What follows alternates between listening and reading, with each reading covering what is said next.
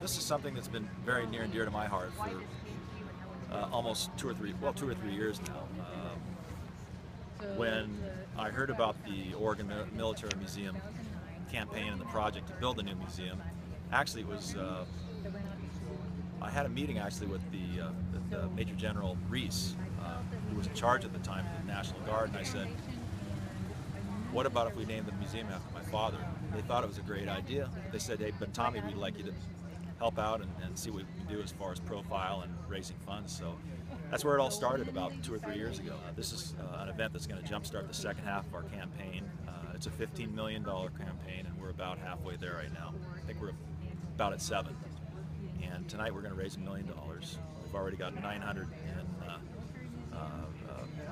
lead donors and sponsorships to begin with, and all the people that are attending, and our auction will take it over the top tonight. It's a personal thing. My father, he's a great Oregonian, and he's a war hero, and he's a personal hero of myself and my brothers. And you know, this is important because it's not only about displays and exhibits and that sort of thing. It's more of a personal thing, and it's about teaching and children learning, and you know, so there's a real educational aspect to this. The museum's going to be interactive and state-of-the-art, and it's a hope that future generations of kids can come in and learn what their forefathers and their fathers and people that came before and went out and fought for us and protected us in all these wars that we've been in. Really remember these people and commemorate what they did. It's so important. It really is about the proud men and women of the military who make your life and my life possible. And even though, you know, it's calm, it's beautiful here, and everybody's enjoying good food and nice people and easy conversation, there's chaos in the world. If you go to the Middle East, there are people, evil is a good word. Forget about different religious beliefs or political views. There is evil in the world. People are being beheaded today, not in some medieval times. And without the volunteer military, in our case, will go over there and prevent this from happening. My mother, bless her, who's now 89, survived Nazi Germany when she was 14 years old. She was in the camps, and if it wasn't for General Thayer and brave men and women like him, I wouldn't be here, my mother wouldn't be here, and the world would be in chaos.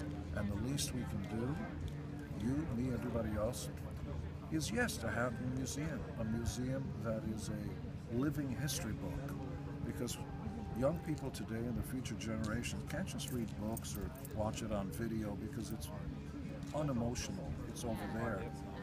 And going into a building and seeing remnants, vestiges of what it all means, just cuts out all the sound and the images on the outside world, lets you focus a little bit and makes you understand that this is real life and death stuff, and that America exists, as far as I'm concerned, as the last bastion of hope for all of humanity on planet Earth. Without America, we would be there'd be chaos. How did you first learn of the connection between your mother and General Thayer?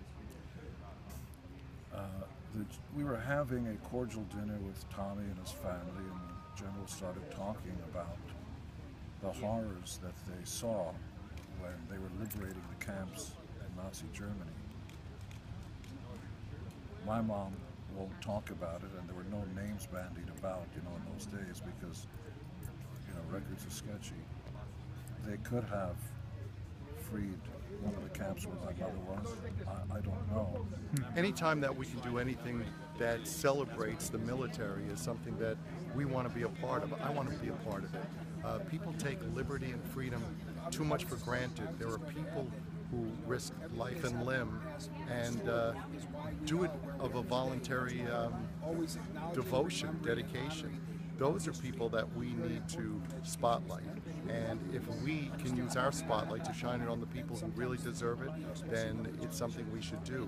The bonus here is that we're also shining a spotlight on Brigadier General Thayer, James Thayer, who was Tommy's dad, a spectacular guy, a real hero, somebody who's done great things with his time in the service. So it's a double whammy, you know, it's a win-win.